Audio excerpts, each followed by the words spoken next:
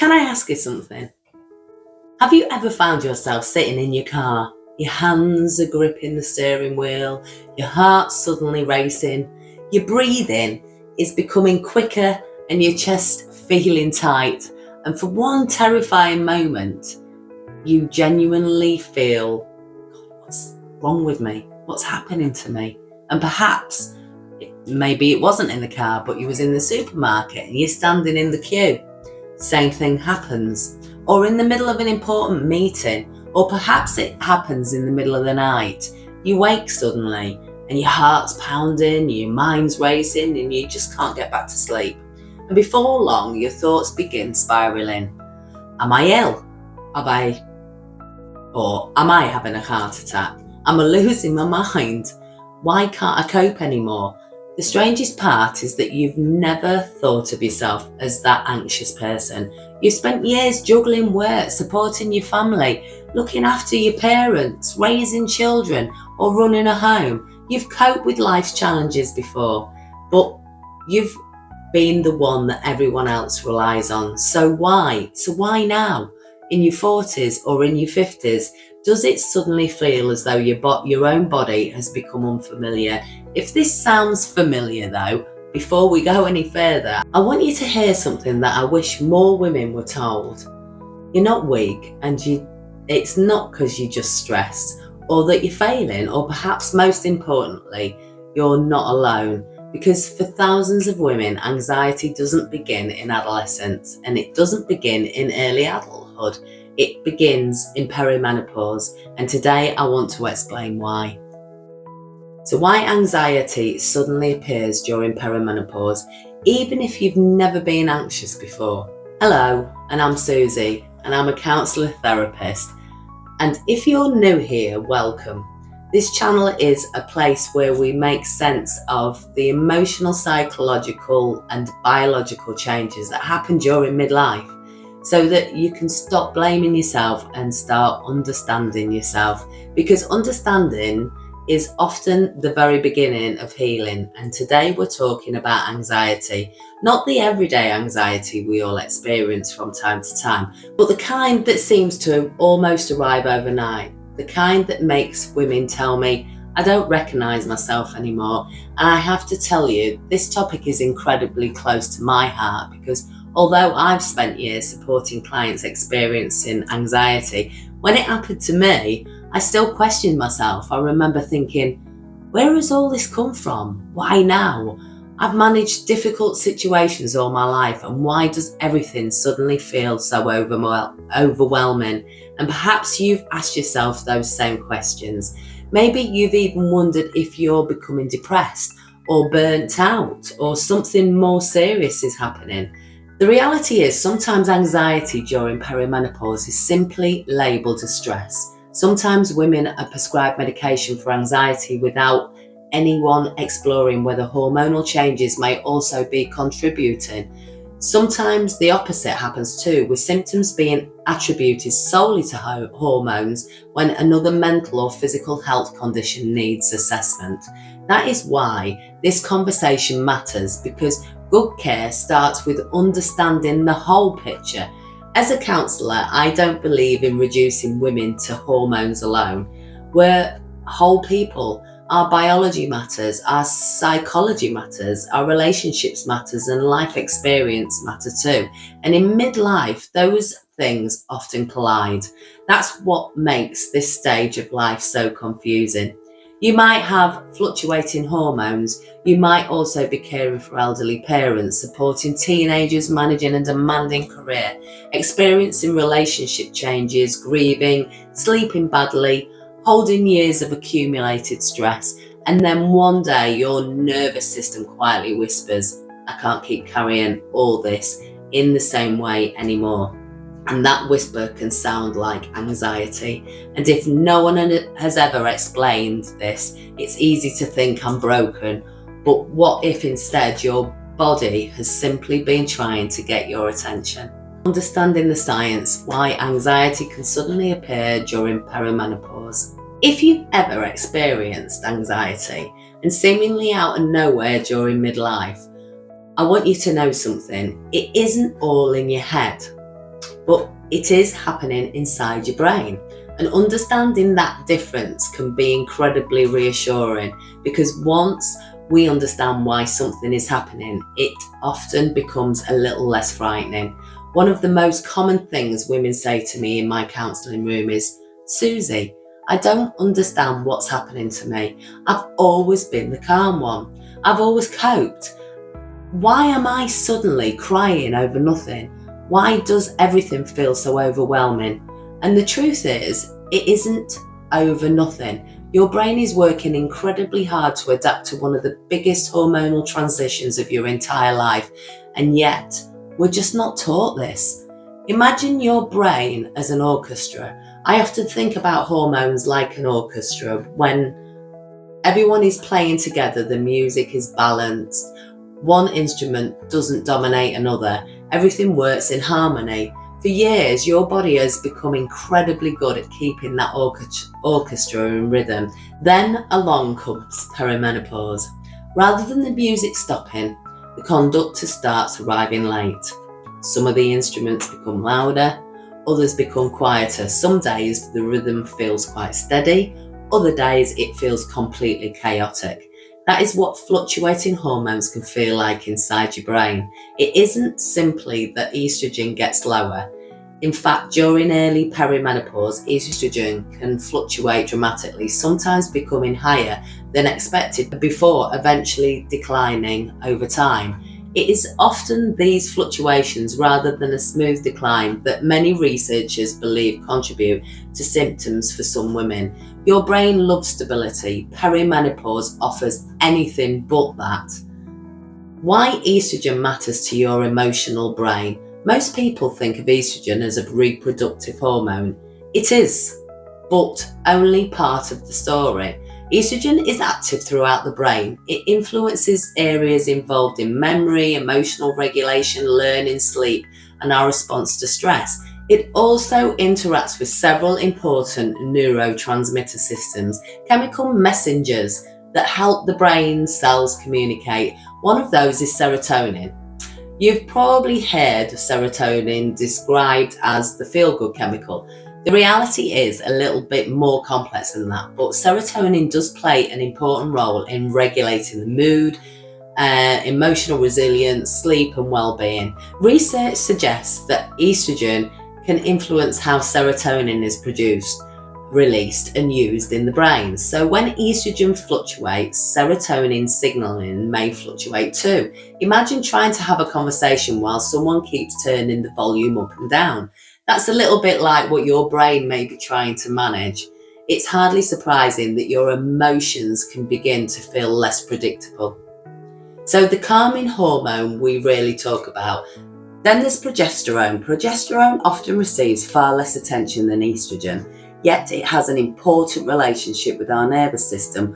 One of progesterone's breakdown products is called allopregnanolone, and it interacts with GABA receptors in the brain. GABA is one of our brain's main calming transmitters, and you can think of it as the nervous system's natural brake pedal. It helps quieten excess brain activities and supports relaxation.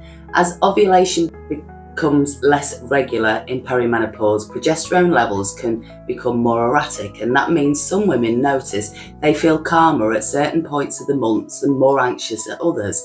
Again, not because they're weak or failing, but because their biology is changing. Your brain isn't broken, it's adapting. I think this is one of the most compassionate things we can understand. Your brain isn't betraying you, it's adapting. Imagine living in a house where someone keeps turning the lights on and off without warning. Eventually, you feel unsettled. Your brain experiences something similar when hormone levels fluctuate unpredictably. It is constantly trying to maintain that balance. Sometimes it succeeds beautifully, other days everything feels so much harder. Then life happens. Now here's where I believe we have to look beyond hormones, because hormones never exist in isolation. Most women entering perimenopause are not simply experiencing hormone changes, they're living incredibly full lives. Perhaps you're caring for elderly parents, supporting children, managing work pressures and navigating relationship changes, experience bereavement and thinking about aging, questioning your identity, trying to hold everyone else together. Your nervous system has already been carrying a tremendous amount. Hormone fluctuations don't create all of that stress, but they can reduce resilience to it. Think of your stress bucket. For years, you've been coping because there was still room left. Perimenopause doesn't necessarily pour more stress into the bucket. Sometimes it simply makes the bucket smaller. Suddenly, the same life that you managed perfectly well 5 years ago now feels overwhelming. That isn't a personal failure, it's biology meeting life's circumstances. So why anxiety often arrives at night? Many women tell me that anxiety feels worse during the night. There's a reason this happens. Sleep itself often becomes disrupted during perimenopause. Night sweats, hot flushes, hormonal fluctuations, changing sleep architecture. Once sleep becomes fragmented, the brain becomes more reactive to stress. Research consistently shows that poor sleep increases emotional reactivity and reduces our ability to regulate difficult emotions. Then comes the vicious cycle. Poor sleep increases anxiety, anxiety makes it harder to sleep, and the cycle continues, and that's why restoring sleep is one of the most important parts of improving emotional well-being.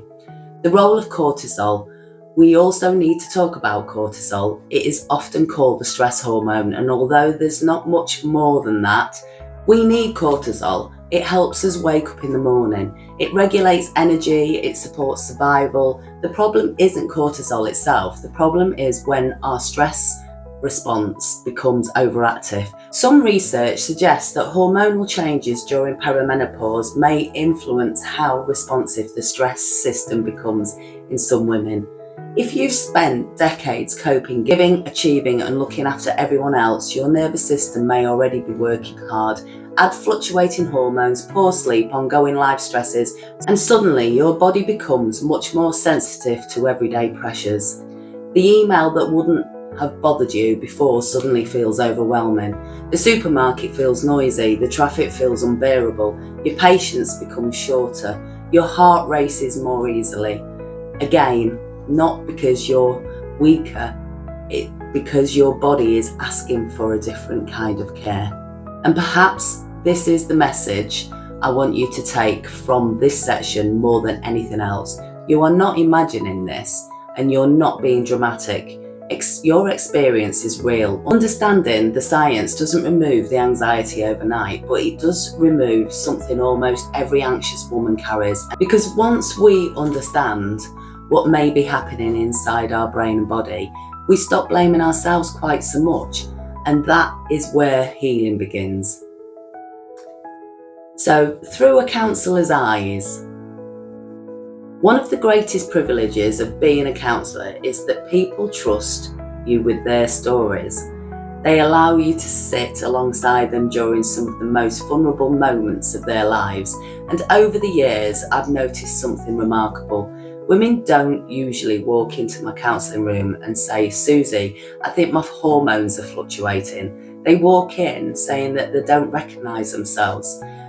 That sentence I've heard hundreds of times, not because women suddenly become different people, but because something inside them has changed and nobody has explained why. Of course, every woman experience is unique. What I'm about to share isn't just one person's story. These are composite stories inspired by common themes I've seen over many years, and in some places by my own experience too. Perhaps you'll recognise yourself a little in them. Sarah's story. Let's imagine Sarah. She's 46, successful, organised, reliable, the person everyone turns to. She's the one who remembers birthdays, books appointments, supports elderly parents and manages a demanding career. She looks after children and she's the strong one until one Tuesday afternoon, she's standing in the supermarket. Nothing unusual has happened. She's simply choosing what to cook for dinner. Suddenly, her heart starts racing. Her hands feel shaky. She's hot. The supermarket suddenly feels unbearable. and bright and the noise is overwhelming. She can't concentrate and she leaves her trolley where it is and runs straight back to the car, locks the doors and bursts into tears. Later that evening, she says to her husband, "I think I'm losing my mind." But she isn't. Sarah isn't weak or failing. She's certainly not going mad. She's frightened because no one has ever explained that anxiety can sometimes emerge during perimenopause. Emma's story. Emma has spent most of her life making sure everybody else is okay. She's the peacemaker, the helper, the one who never says no. She's always coped, smiled and carried on, but recently something feels different. Little things suddenly upset her. She finds herself crying in the kitchen after everyone has gone to bed. She lies awake replaying conversations in her head. She worries she's offended people. She worries she's forgotten something. She worries she's not coping. What Emma doesn't realise is that for years she's survived by putting everyone else's needs before her own. Perimenopause didn't create that pattern, but it reduces her ability to keep overriding her needs. Sometimes what appears to be anxiety is actually decades of emotional exhaustion, finally asking to be acknowledged. Julie is 49, her children have left home, her career is stable, life should feel easier. Instead, old memories begin resurfacing. Experiences she thought she dealt with years ago, childhood experiences, past relationship, old hurts. She finds herself becoming more emotional than ever before. She wonders, why am I thinking about things that happened 30 years ago? As a counsellor, this is something I've seen more than once. Midlife can become a period of reflection, not because hormones magically unlock memories, but because life slows down just enough for unresolved experiences to become more noticeable. For some women, hormonal changes, disrupted sleep and increased emotional sensitivity can coincide with a time of life when old wounds feel closer to the surface. It isn't that perimenopause causes trauma. Rather, it may reduce some of the emotional buffer that helped keep difficult experience tucked away while life was busy demanding your attention. And sometimes these experiences deserve gentle attention rather than being pushed away once again. My own experience, if I'm completely honest, there were moments when I questioned myself too. As a counsellor, I understand anxiety. I had helped countless people navigate it, yet when I experienced those unfamiliar feelings myself, I remember thinking, where has this come from? There were moments when I felt unsettled by how unfamiliar my own body felt. There were days when I wasn't the version of myself I had always known. That experience gave me something incredibly valuable, not just professional knowledge, but lived understanding. And I think that's why I'm so passionate about creating these videos, because information alone isn't enough. Women need understanding, they need reassurance, and they need someone to say, I've been there too. The emotional cost of not knowing. Perhaps the saddest part of all of this isn't the anxiety itself, it's the stories women begin telling themselves because nobody explains what's happening. I'm weak, I'm failing, I'm coping.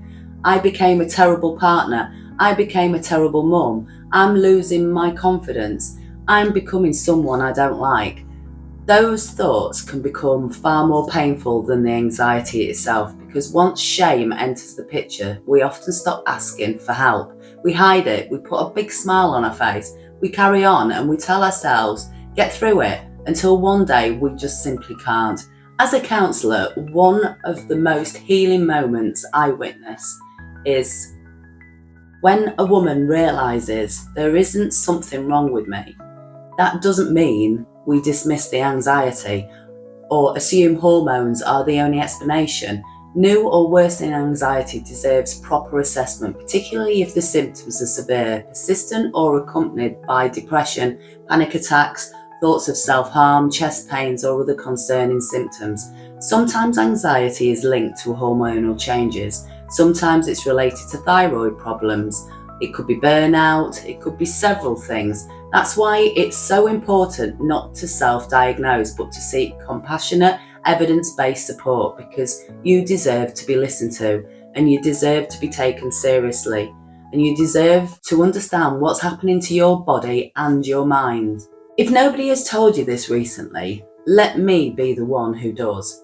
You are not broken. You are navigating one of the biggest biological transitions of your life.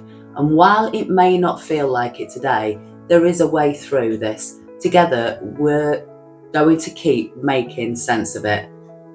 From understanding to healing, what can actually help? If you've recognised yourself in today's video, I first want to say this: please don't feel that you have to remember everything we've talked about. You don't need to become an expert in hormones overnight. Sometimes the most healing thing you can do is simply stop blaming yourself, because once we replace self-blame with understanding, something begins to soften. And from that place, we can start asking a different question. Not what's wrong with me, but what do I need? As a counsellor, I believe that one of the most compassionate questions we can ever ask ourselves. So let's talk about what might genuinely help. Not quick fixes, not miracle cures, but evidence-informed approaches that many women find beneficial.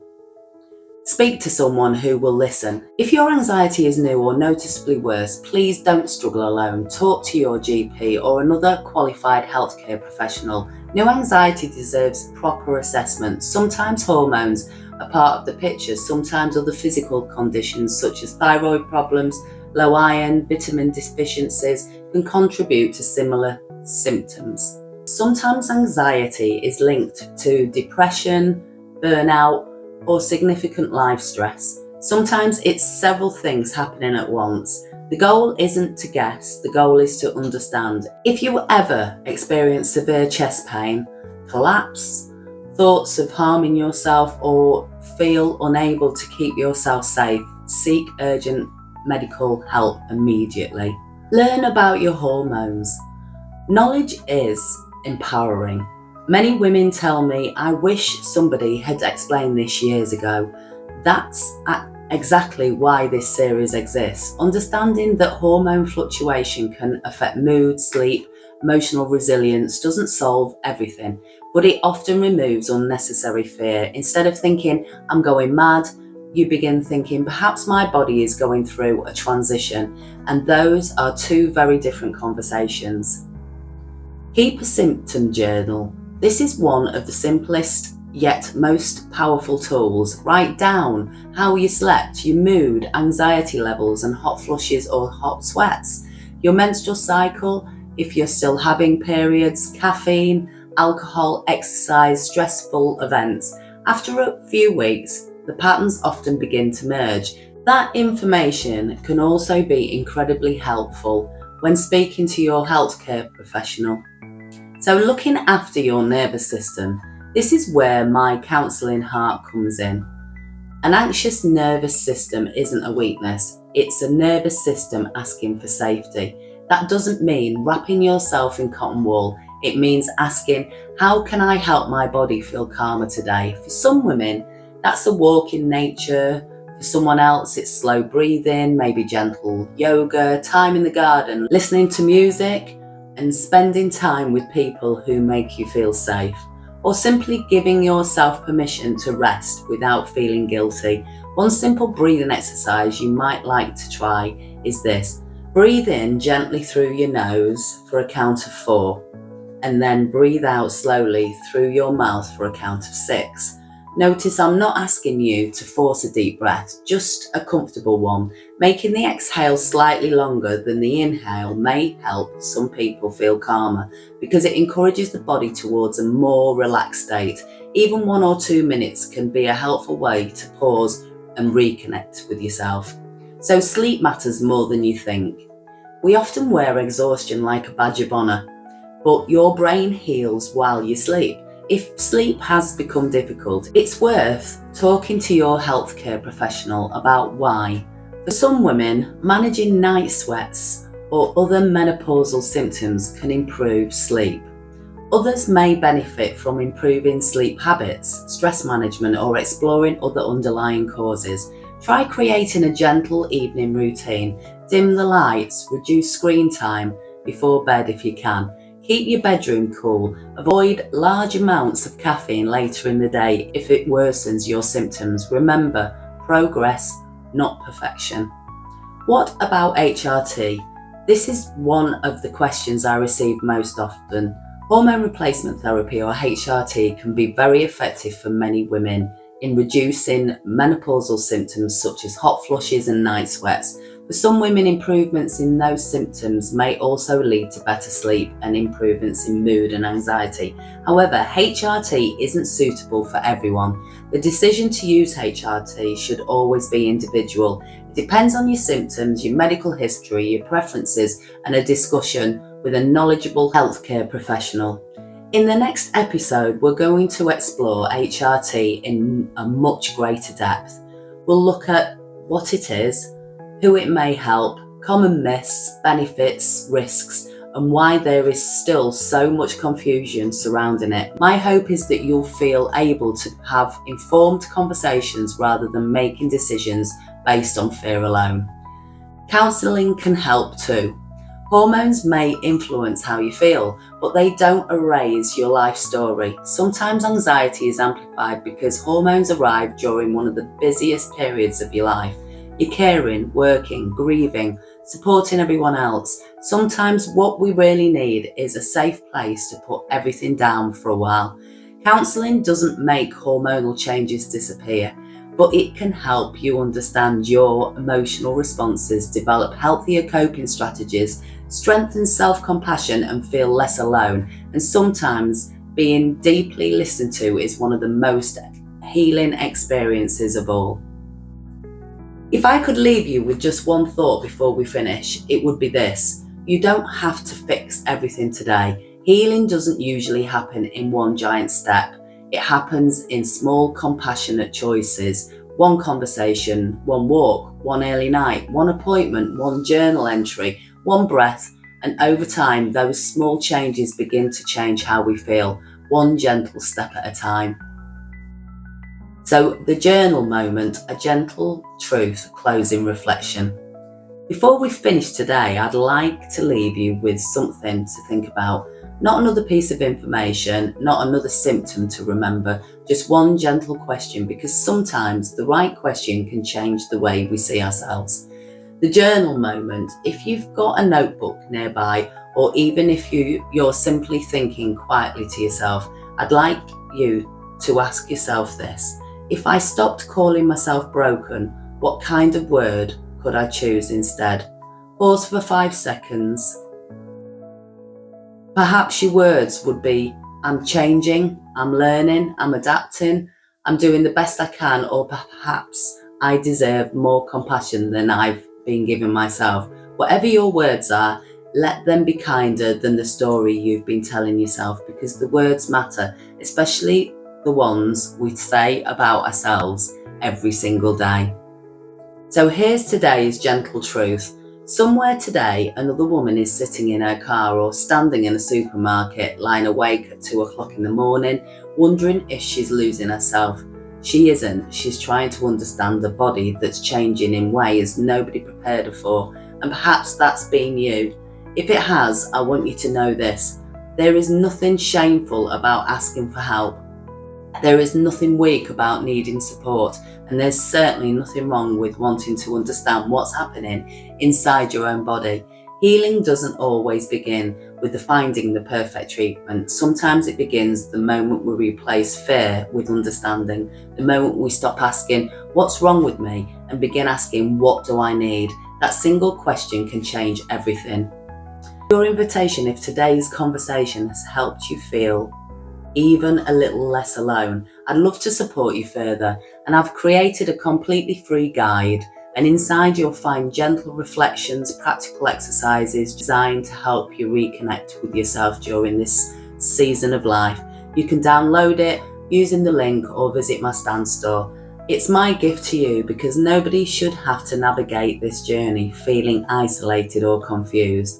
In the next episode, we're going to tackle one of the most debated subjects in menopause care, HRT, and you've probably heard the headlines, you've probably heard stories from your friends, you may have even been told it's too dangerous, or perhaps you've been told it's the answer for everything, the truth is far more balanced than either of these extremes. We'll explore what HRT is, how it may help, who it may help, who it may not be suitable for, the benefits and the potential risks, and why there has been so much confusion over the years, and how to have informed conversations with your healthcare professional. My hope is that by the end of that episode, you'll feel empowered to make decisions based on evidence and your own circumstances and not fear. If you've watched this far, thank you. Thank you for trusting me with your time. Thank you for allowing me to be a part of your journey, and thank you for reminding me why these conversations matter so much. If this video has helped you, please consider sharing it with another woman in your life, a sister, a friend, a colleague, or maybe even a daughter preparing for the future, or perhaps someone who has been quietly struggling without understanding why. Sometimes one conversation really can change someone else's life. If you'd like to continue learning with me, I'd love for you to subscribe and join my brand new community. Every week we're creating a safe space where women can better understand their hormones, their emotions, and themselves. So until the next time, please remember, be gentle with yourself. Your body isn't working against you. It's just asking to be understood. Take gentle care, and I'll see you in the next episode.